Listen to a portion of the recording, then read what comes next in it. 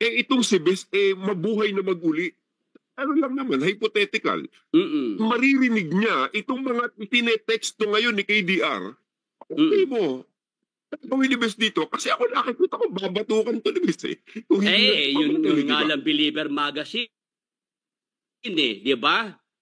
Nabanggit ko nung minsan tayo nagkakwentuhan tungkol dyan, di ba? Yung Believer Magazine na yon.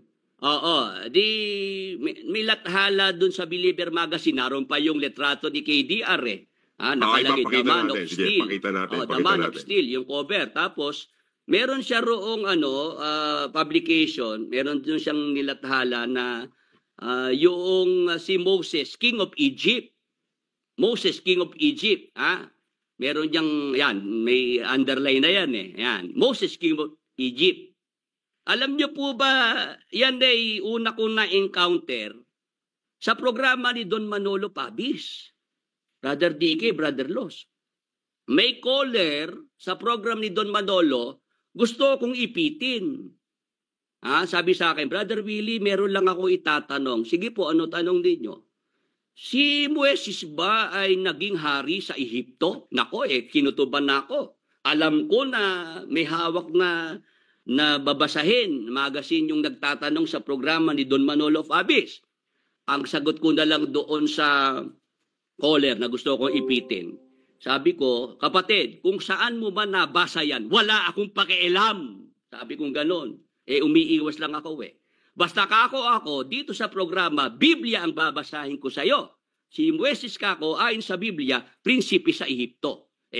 Sumang-ayon naman si Don Manolo sa akin. Talaga, Biblia dito, hindi pwedeng mga ibang babasahin. Tinapos na yung usapan.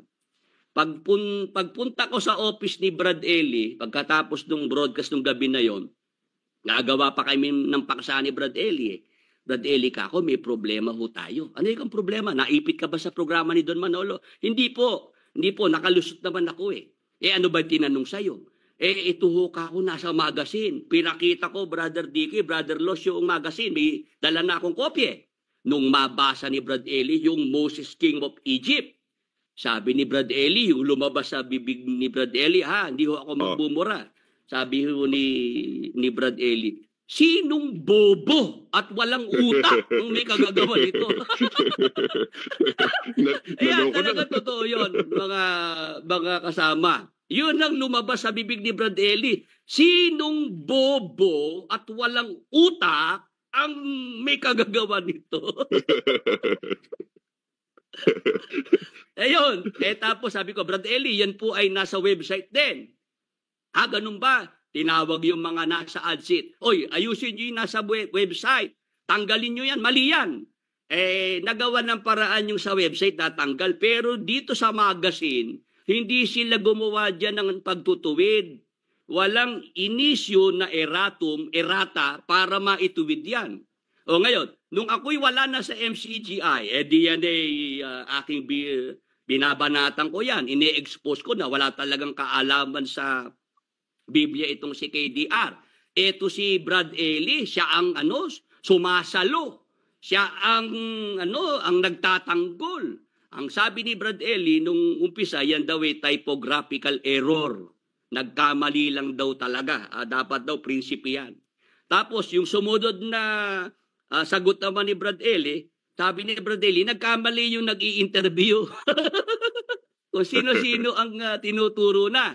Nung bandang huli, sabi ni Brad Eli, ang talagang may kagagawan yan, nung wala na ako sa MCGI, yung Willie Santiago na yan.